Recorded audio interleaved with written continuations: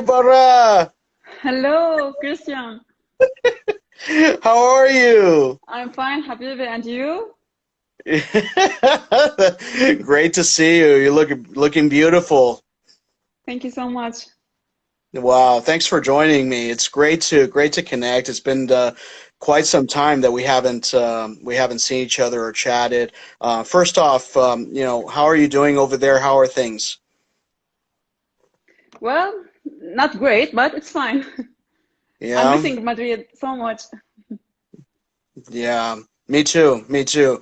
I was telling everyone before you got on that we had met in 2018 where we were in Madrid for a game against Girona in La Liga. Mhm. And we were supposed to be there in last March, actually. And the COVID-19 Mhm. pandemic just stopped those plans. So right now, Unfortunately, yeah. yeah, right now in Lebanon, what is it like with the pandemic? Are you guys coming out of it? Is it opening up or is it still closed? I mean, we don't have any Mhm. info on our Well, side it's, about it. it's semi-open. You can say it's semi-open. So we close at 9 p.m. Everything, restaurants and the malls at 9 p.m. 9 p.m. Everybody has to be home. Yeah. Well, no, because it's Ramadan, so, some cities in Lebanon, we go out at night because we need to eat dinner outside. But there is a social distancing. Right, right. Now with Ramadan, that is a religious holiday. What does that entail? Ramadan, it's a It's month, it's right? it's a month for Muslims. They fast from the morning till the night. Okay, well, not night, sunrise till sun. Then sorry, from sunrise till sunset. And we fast. We don't eat. We don't drink.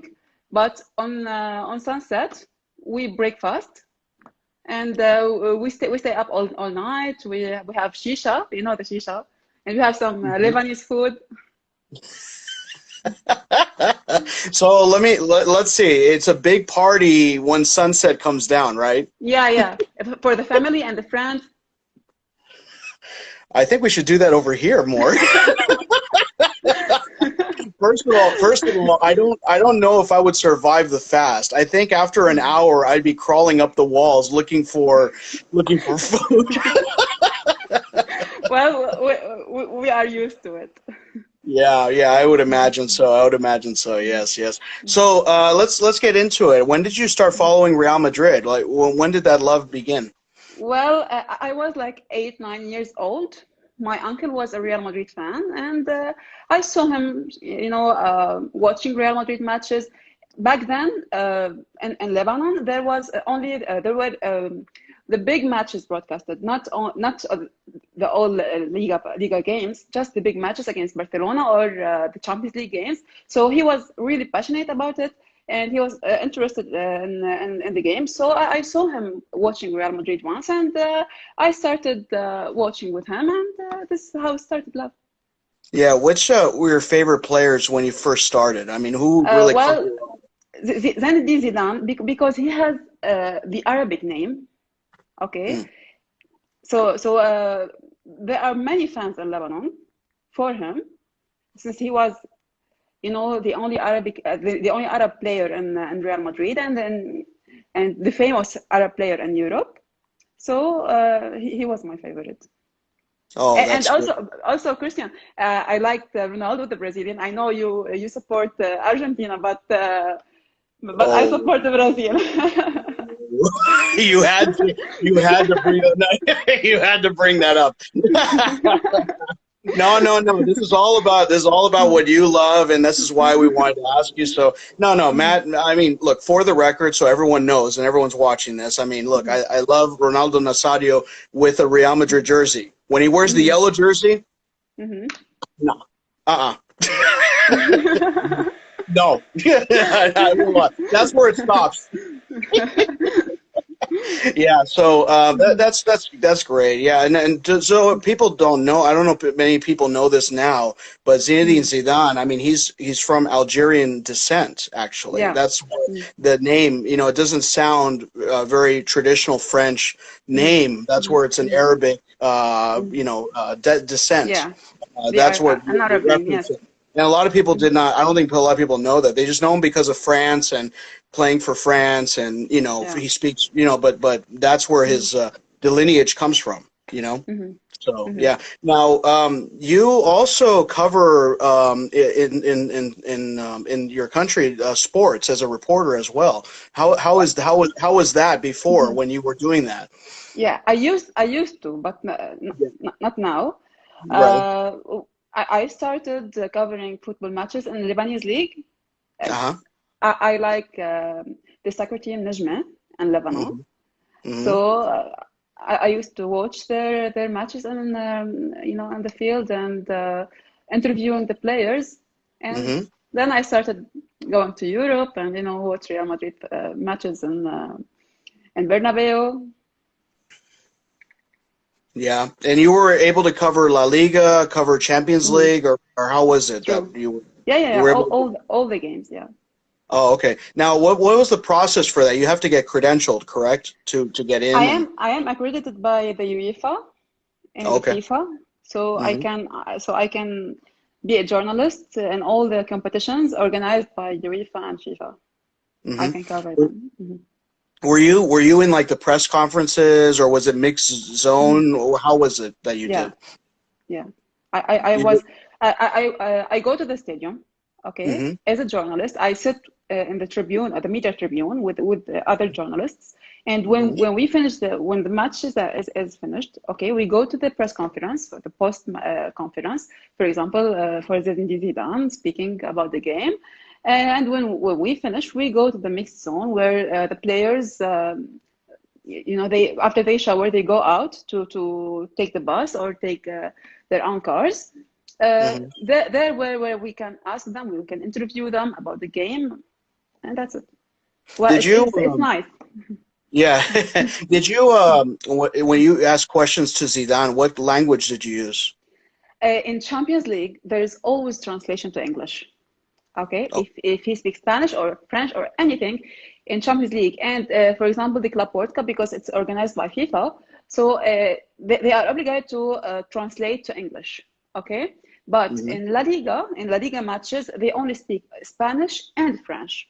So uh, I used to go to the press conference of UEFA and FIFA competitions, not La Liga, but uh, I was there, but I didn't ask him because I don't speak French or Spanish.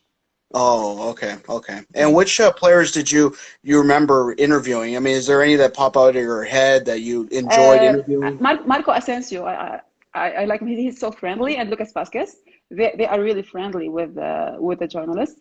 Hmm. Well, Cristiano Ronaldo also we were in Abu Dhabi for the Club Hmm. World Cup. He stopped by the journalists and he started speaking to us, but it's not always because the players they agree with the media officer who Hmm. will speak, and usually it's only two players. Okay, two players. They choose themselves. Okay, and they tell the media officer. The media officer tell us that only interview these two players. Mhm. Okay, so it's just a limit. So you don't have Yeah, access yeah. to anyone No, you we want. have actually we can speak to them. We can say hello if we are Hmm. friends with them. Okay, but to interview, it's just only they choose only two players. Yes, Hmm. And you mentioned that you were in Abu Dhabi. That was for the Club World Cup, right? the Club World Cup. Yes. Yeah. And so what was that experience like? Because I remember Madrid Uh, played there for that Yeah, year. it's always nice to see your team winning. So, and my team is winning, and is winning a title, okay? And I am a journalist covering this competition, and it is in the Arab world, in country that it's near to me and the same culture of me. So it's amazing, really. You were able to see Madridistas from neighboring Arab countries and from other Hmm. parts, right? Sure, yeah. Yeah, Yeah. and also the club organized an event for the Peñas in Hmm. the world, and the Peñas who are who have members. They came from all over the world to watch Real Madrid matches in the Club World Cup. So that where Florentino Perez, our president, came to us and honored us for supporting Real Madrid. And what was that like to meet Don Florentino in that setting, with the other Madridistas? And yeah, it's amazing. Yes, because okay, he knows about us. Christian. We went to Madrid and we met him many times, and he knows us. But to see us in other countries, not on just Madrid, so we are following the team in all over the world. It's really nice. So when you go to the stage and shake hands with him in front of all these people, it's an amazing experience for me. Oh yeah, I have to tell you, it was quite an incredible experience to see him, and when you and I saw him in Madrid, we were invited to the boardroom, and we had photos with him and had some time to speak with him for a few minutes. Speak with him, yeah. It was quite something, and I was told, because our friend Lorenzo, who was the one that really helped us with that visit, with that meeting. He told us that Don Florentino loves international Peñas because the love around the world for Real Madrid, that's something that really is a difference maker in what we do for the club. We really support. By the way, I always make sure that the members of the Peña here in Lebanon appreciate Florentino Perez and what he feels about the Madridistas around the world. Yeah. That's why we supported him. We supported him a lot for his idea about the Super League. Sorry, I was speaking Arabic. Anyway, some Arabic words. A couple. Yeah, a couple. From me. Exactly. I thought. Yeah. What kind of words you know? Inshallah. Habibi. Yeah, go ahead. Yeah. Okay, so about the Super League. Well, personally, I trust Florentino Perez and his idea to develop the game and to benefit Real Madrid. So that's why we supported him in the Peña for the Super League idea. Yeah. I mean, I'm going to do a special episode on the 23rd of this month about the Super League with a couple of friends, just to talk about the whole situation of what happened and what lies ahead for this, because it's not going to go away. This idea, it's been brought forth officially, so now it's about working towards it. The Super League, I think it has some very good merits. I think it does shine a light on the dire situation that the sport is facing moving forward right now within the next couple of years. And the pandemic really accelerated a lot of the desperation from a lot of these big clubs of this situation. For example, you couldn't have any fans in any of the games, so you cut off revenue from ticket and game day sales right away. So the only thing you can benefit from is television revenue. That you get only, and that's it.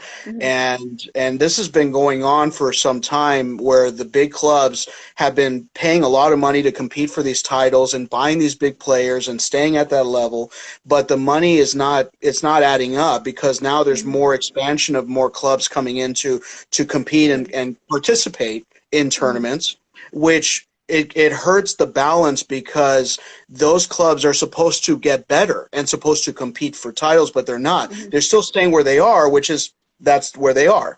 But this is where we'll get into this later with the episode. But the point, I understand what you're saying. A lot of points to. It's a lot. It's a lot of layers, very complicated, and a lot of fans are not finance accountants. We don't look at balance sheets. We look at goals. They know what they are doing. They know what they are doing. Yeah, exactly. And the clubs, yeah, of course. Yeah, and Don Florentino, I really felt horrible that he was left out to dry by the other clubs when they started to go backwards and say, "Oh, we made a mistake," whatever. He shouldn't have trust them. Well, they signed a contract. He signed a contract. Yeah. I mean, they all signed a contract. It wasn't a handshake like, "Oh, let's do this," and then and then they pull off.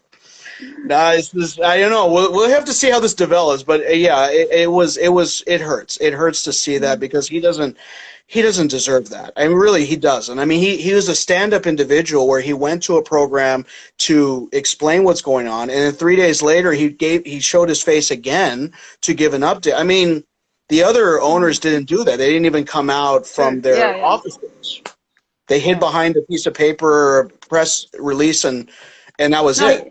He was on an interview, and he spoke a lot about it. Yes. Yeah, and the thing is that the European Cup that was created in 1955, that faced a lot of criticism as well. Back then, European leagues, they thought it was, oh, this is a waste of time, and we're so focused on our domestic league and our cups, and it was the same type of criticism that was going on back in the day. And here we are 60 years later, and look at what everyone's fighting to get into the tournament. So, I mean, you know, it's just, look, in terms of, you know, he's been president for, almost 20 years for Real Madrid, and his record speaks for itself. We don't even have to go into it. He's the Galactico of Real Madrid, really, as a president. Yes. And, you know, Christian, what do you think about Mbappe and Haaland and the players that the names are mentioning, you know, everywhere? Yeah, I think Haaland is going to go to Bayern Munich. Mm-hmm. I think he's going to Bayern Munich. I think Mbappe is coming to Madrid next summer. So this, I mean, next season, this summer or 2021, 2022, sorry. 2022. Mm-hmm. 2022. Yeah, not this summer. Yeah, I don't. There's no budget this summer. No, there's no budget. No. And the other thing is that you have a team that's 4 wins away from winning La Liga again. So you have a team that has the ability to win in Spain. Yeah. And then you have a team. But the injuries and the COVID, you know.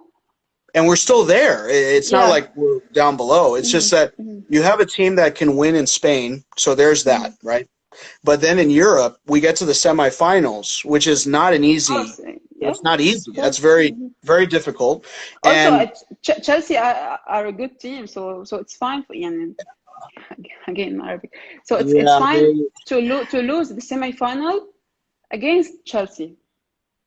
Yeah, it was sad, but I accepted it because it's a team it's a club that has won the title before. And you know, the second day you are back to La Liga. The second day, no. After we went out from Champions League, they knocked us up, but now we are competing in the La Liga. Yes. And what helps a lot is Barcelona and Atletico tied yesterday 0-0. So the pavement of the way to the title is even clearer than before. So what do you think about tonight? You know, I'm being a journalist with you. I know the question should be going the other way. I love it. This is great. You are asking me, but now you know it's I love this.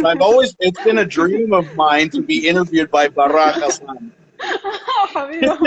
It's been a dream. I'm shy. No, go ahead. No, I'm here. So what do you think about tonight's game? Oh, I think we're going to take it. I think we're going to win. We're going to win by, I think, at least 1 goal. Inshallah. It's going to be very difficult because Sevilla is a very tough opponent. Sevilla is a nice team, you know? Yes, they are. They're a competitive team, and Lopetegui has them playing at a very good, very high level.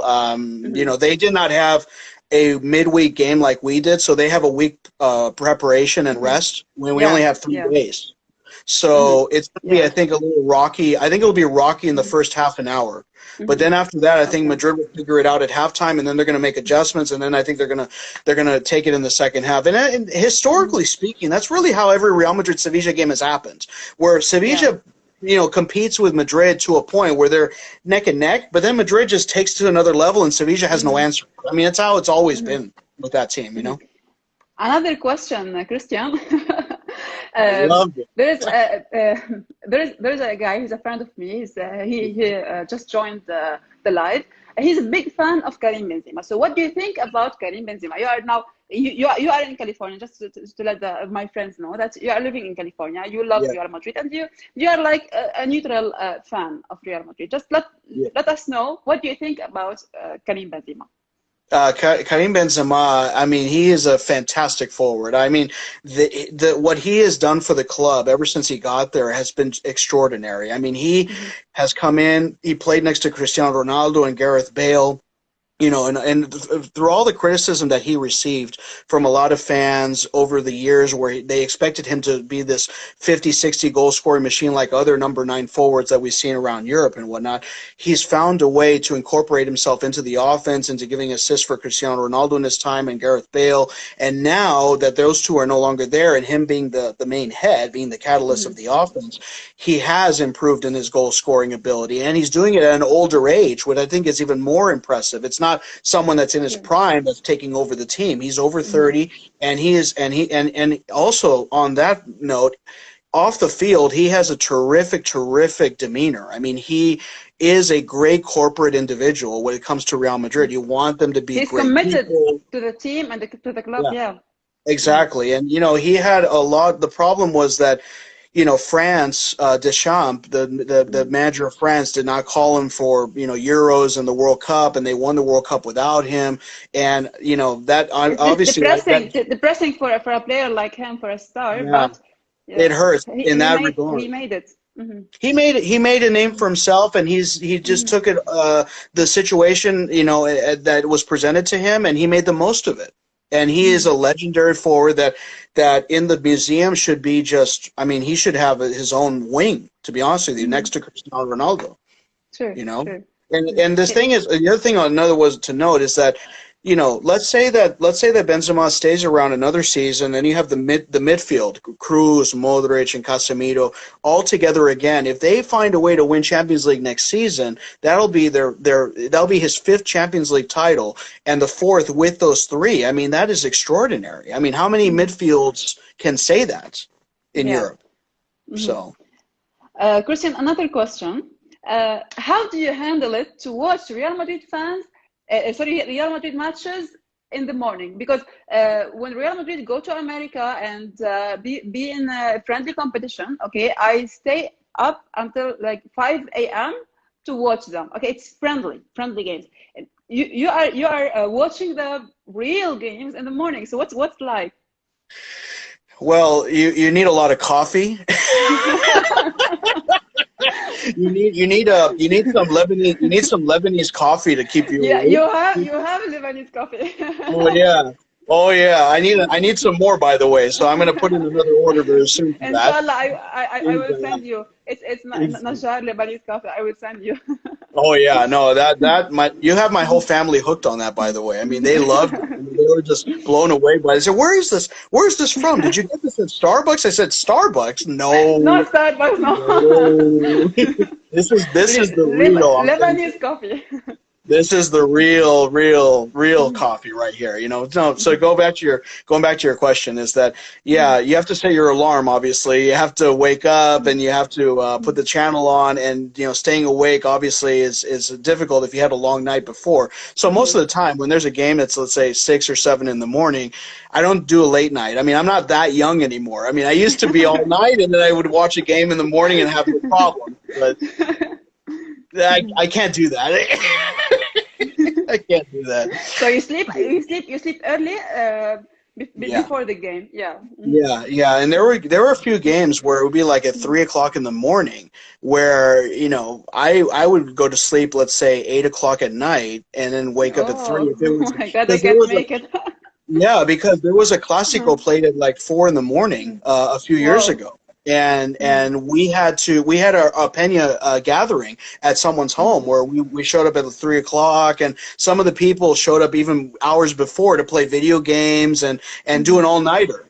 They did an all-night, event, at the house when, Yeah, before the game you was have played. to stay, awake. And in Lebanon, when we watch matches, for me, I'm very nervous. Okay, and I need the shisha to smoke the shisha all the time. So in our gatherings, there's always shisha. What time is the games played for you guys? It's in the later evening, right? Like closer to. Tonight's game is 10 p.m. So it's fine. That's not bad. That's not Saturday, Sunday, 10 p.m. It's fine. No, in the okay. weekend. Okay. Oh, okay. Okay. So you're only 2 hours ahead. 2 hours ahead of Madrid. Yeah. Okay. No, And so 1 hour. 1 hour. 1 hour and a half. only 1 hour? Oh, 1 hour. Yeah, you're right. 1 hour. That's right. Okay. Okay. All right. So what about you? What do you think about tonight's game? Well, I trust Zidane and the team because what they did this season with all the injuries and all the circumstances, they did great. So I think they can make it. Well, you have a score prediction, a result, maybe like a 2-0 or one. No, You don't want to go there. The defense line, they are all injured. There's just Nacho and Militao. They are good, but I think Sevilla can score. Okay, so it's 2-1. I hope so. 2-1. Yeah, I go I with hope a clean sheet, but 2-1, it's fair. No. Now that we would all love the perfect result, obviously, but a win is a win. You want to take the 3 points however you can get them. We need the 3 points, yeah. Yeah, exactly. Now with the team we have currently, I mean, we have the summer coming up. I mean, what are the members? Who do they want to see come in? I mean, maybe not this summer or next summer. What are you hearing a lot from? Well, I have a weekly live show on the Peña's Facebook page, and we always discuss every week the situation of the club. Well, all the guys, they are wishing for Mbappé. Well, you said that Mbappé, it's like a dream for this season because there is no budget, okay? But there is Alaba. I think it's done. The contract is done between Real Madrid and David Alaba from Bayern Munich, right? Mm-hmm. Yeah. Mm-hmm. So yes. So they are focusing on Mbappé. They only want Mbappé to come to join Real Madrid. Yeah, because Neymar re-signed with PSG for another 4 more years. So they're going to keep him there, and Mbappé has not signed a contract extension yet. He wants Real Madrid. Yeah. I don't know why he didn't go. Okay, Cristiano was at Real Madrid then, but he wanted to come to Real Madrid before Paris Saint-Germain.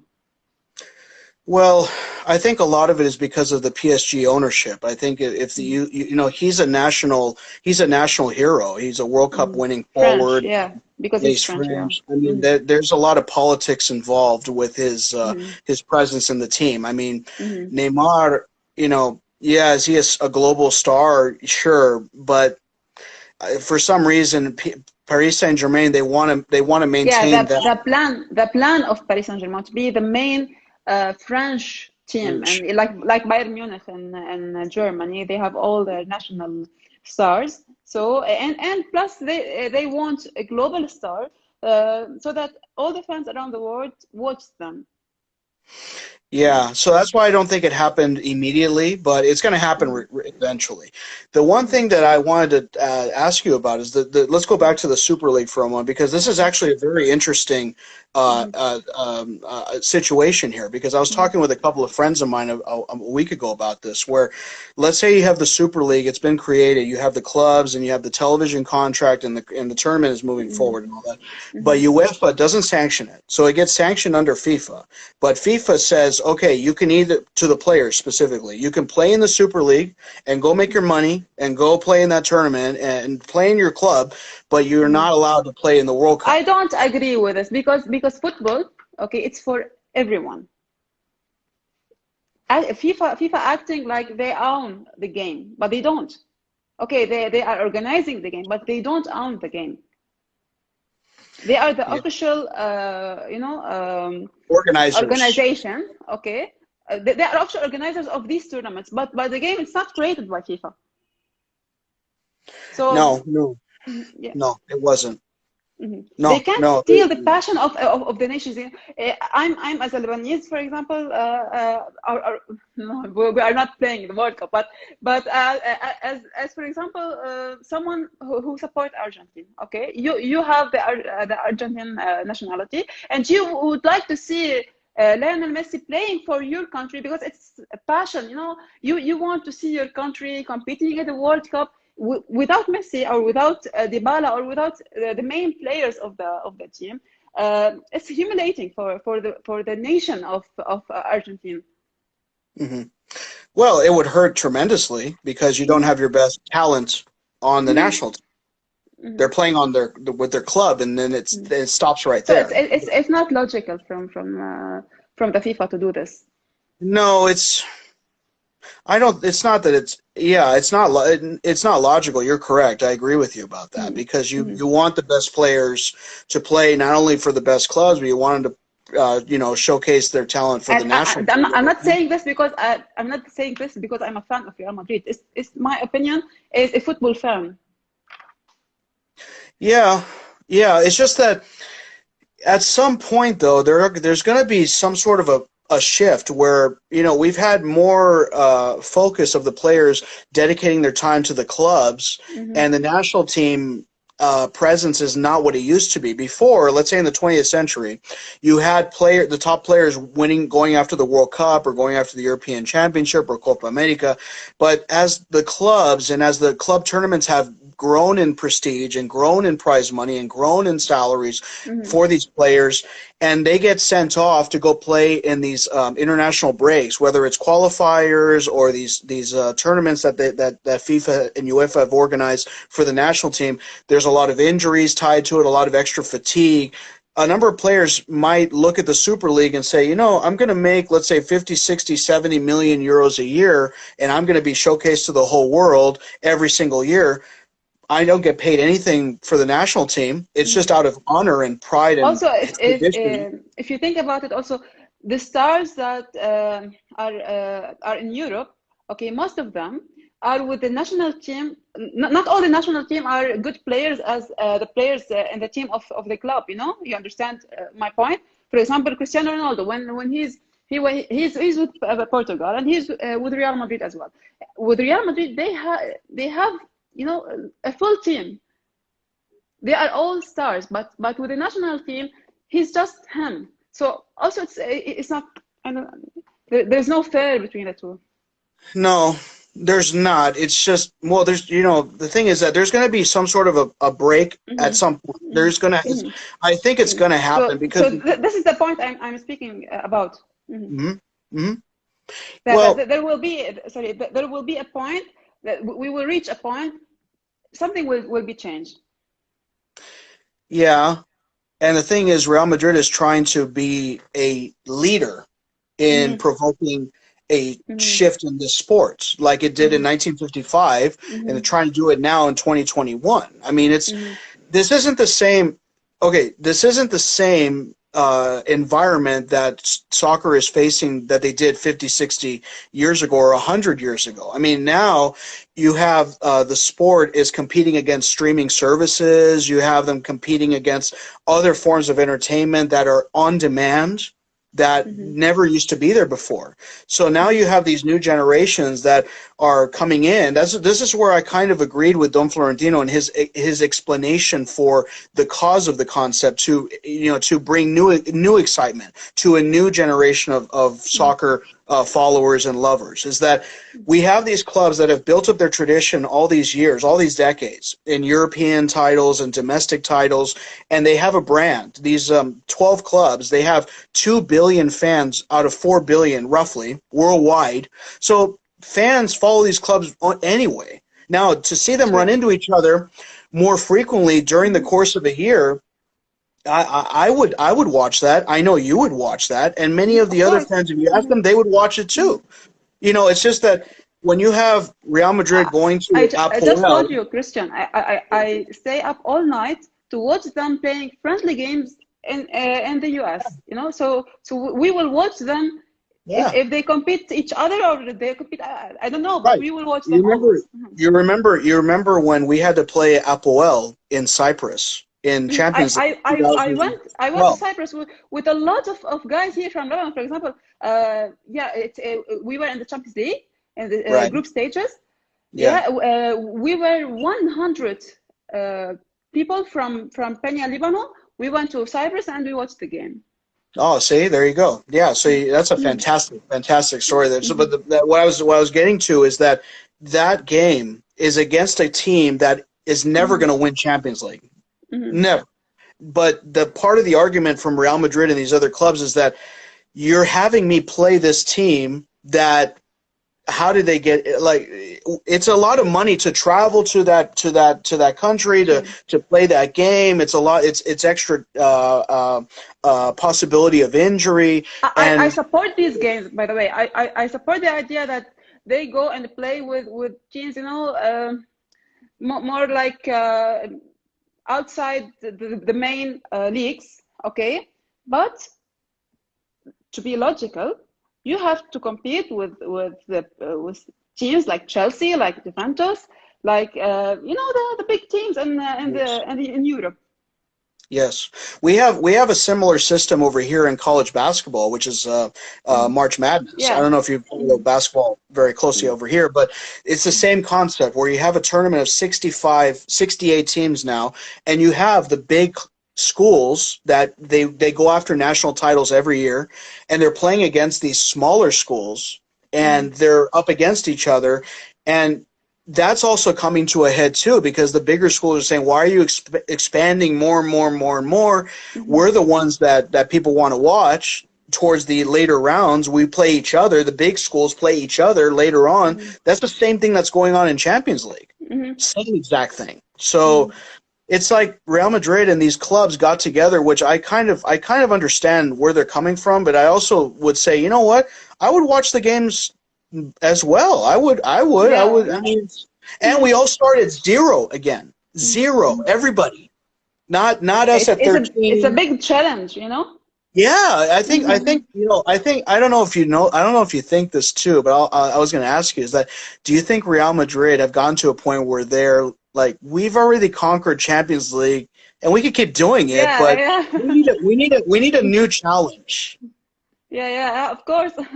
You know what I mean? Like, they're looking at it like it's like, for example, Cristiano Ronaldo is at Real Madrid. He won everything, and he wants a new challenge. So it's the same for Real. So it's not a player. The club history. Okay, so we won everything. Now we need something new.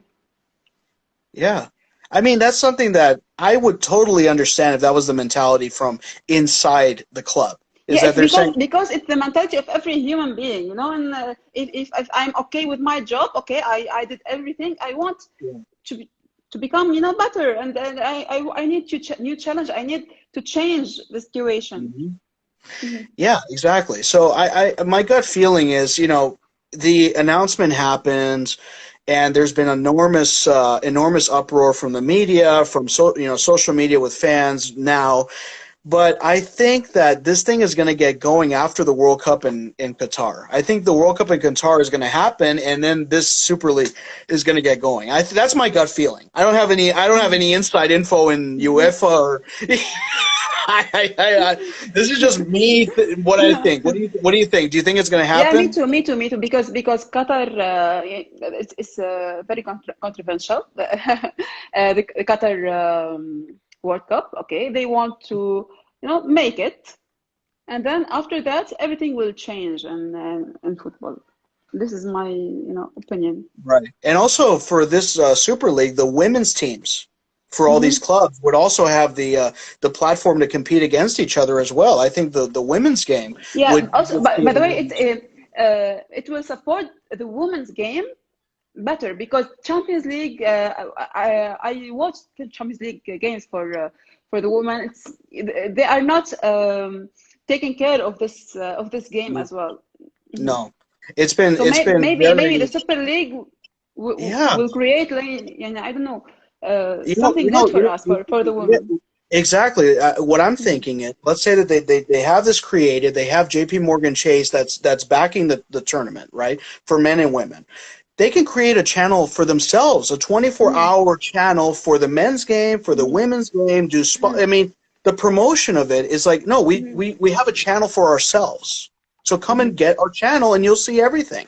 Now I can't watch the women's Champions League games. You can watch. I don't know where Real Madrid Brazilian players were watching the match. I know, but right, but I'm okay, but I'm here in Los Angeles, and I don't even know where the games are being shown. There's no promotion of it. Okay, so if UEFA cares so much about making the game, expanding the game, right? They talk about it's for the fans. Then why aren't you promoting the women's game in one of the biggest countries that's, women's soccer is growing exponentially in the United States? Why they don't want to pay?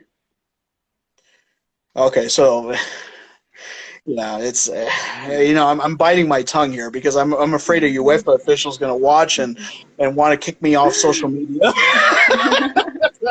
in the UEFA Champions League final, I mean, this is something. Maybe they will ban me from accreditation, but I don't want any. I mean, anything is possible. It's fine.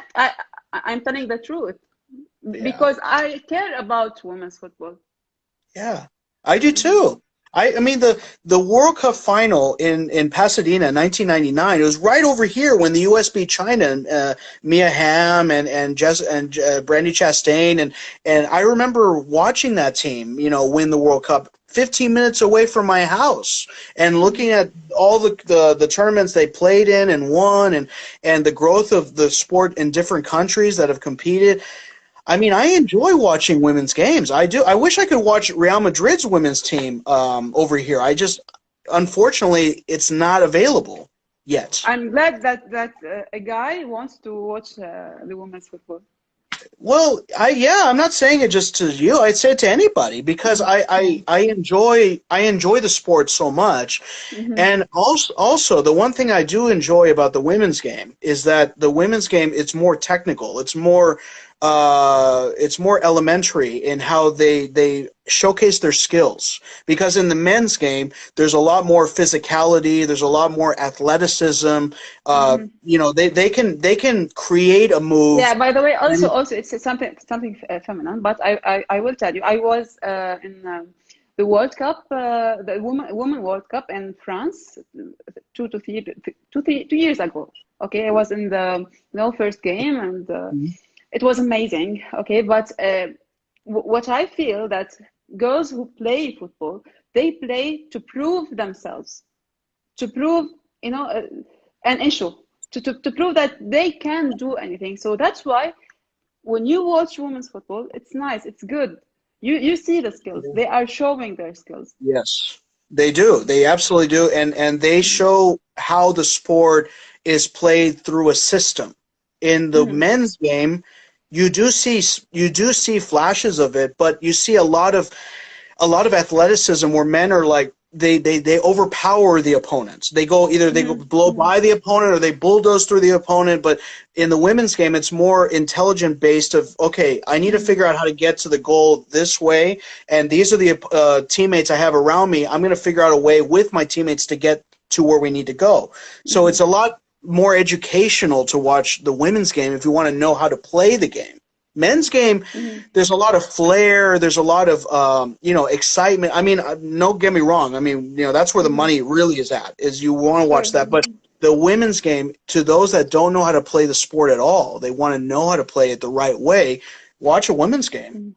Absolutely, watch a women's game. Yeah, but that's the thing. The Super League. I think the Super League, with a channel dedicated just to those games for men's and women's, would do leaps and bounds for the women's game. But that's not being discussed. That's the one thing I don't understand from the media. Maybe as we said before, after Qatar World Cup, everything will be changed. I hope so. Yes. I think that a lot of the clubs, the players, because we have a European Championship this summer, we have a Copa America. Well, maybe I don't know how it's going in Colombia right now. It's a mess down there. And then a World Cup next year. I think that they're going to let that go, and then I think that's where the top clubs, are going to say, okay, enough is enough. Enough is enough. We can't do this anymore. We UEFA, you don't want to do this? Okay, we're going to go right up to FIFA, and FIFA will say yes. People Also, will people will be all vaccinated, and the COVID will not be a problem for the competition.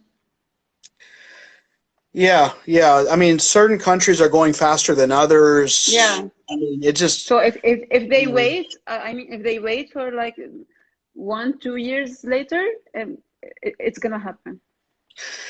yeah, but the other thing that they need to do, I mean, this is something that I don't know why it's not being done, is that, okay, so the Super League has been announced and everyone knows about it, but there isn't this explanation further about what it would be, what it would bring, how it would look. I mean, unfortunately, we only know of a press release, only a piece of paper saying what it is, but no one can.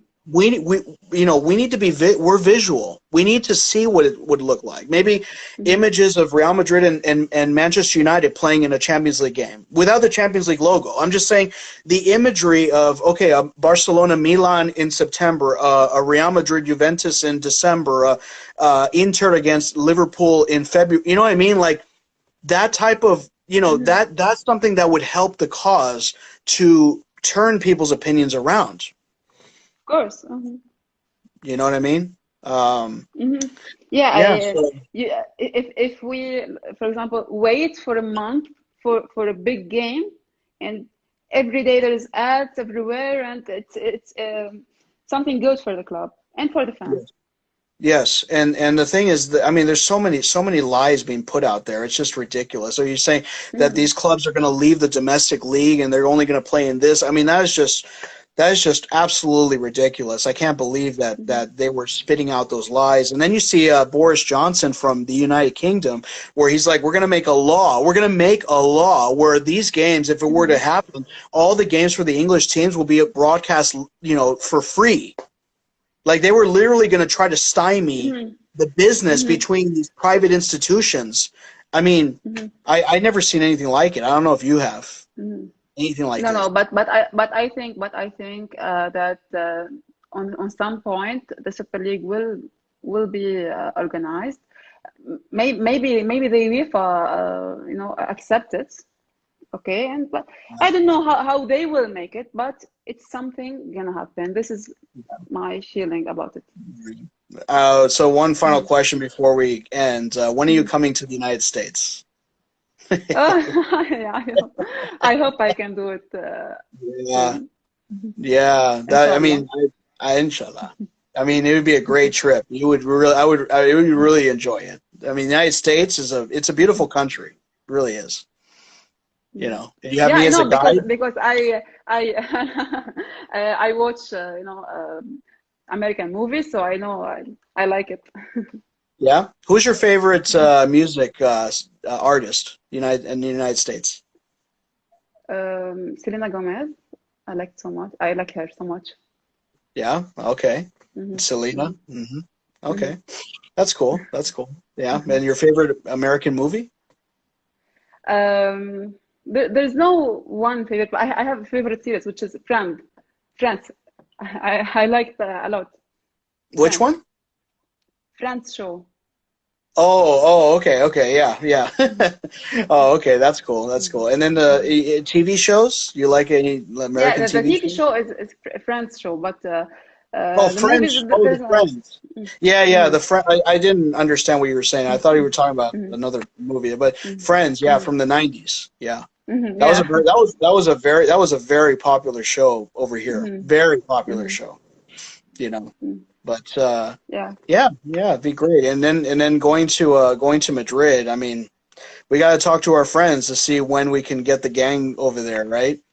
I think it's in summer. They will open, the airport to everyone. If I want to go, for example, to Madrid, now I'm not allowed to. Okay, but later, in summer, I think they will open everything.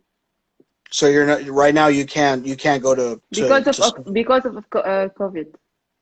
Okay, from your country. Yeah, and then for me, I'm getting vaccinated next week, inshallah. So it will not be a problem for me. Oh, okay. Yeah, for us, I think there was. I'm not able to travel to Spain, but that was a few months ago. I don't know what it is now. I don't know if it changed or anything, but yeah, there is that. there is that block of travel. Yeah. You know, so we have to see how this goes. But the new stadium, the new Bernabeu, what do you think so far? Oh my God, I can't wait to visit the Bernabeu, the new Bernabeu. Yeah, It's gonna the new dream of me, you know? I can only imagine when that stadium is finished and then they do the presentation of Mbappe in front of 90,000. I mean, woo! I'll be there. I'll be there right next to you. You and I will be right there, right? You got I don't Mohammed. care about COVID.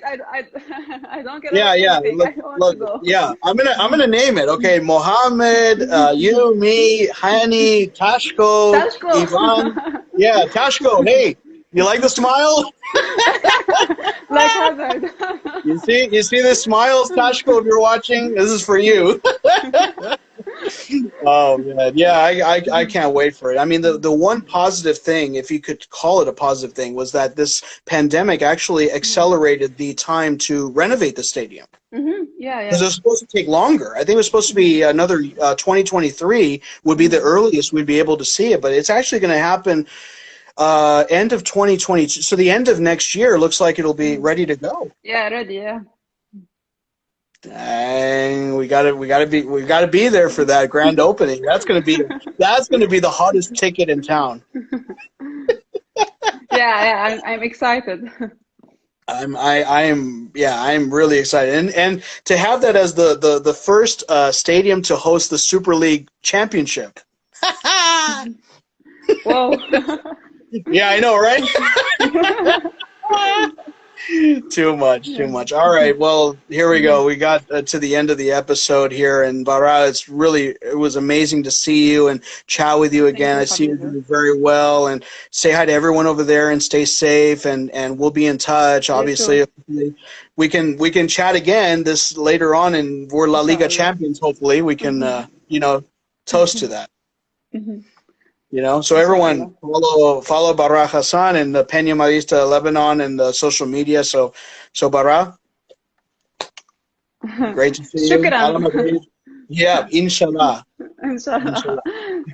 Ala Madrid nada más. Until next time.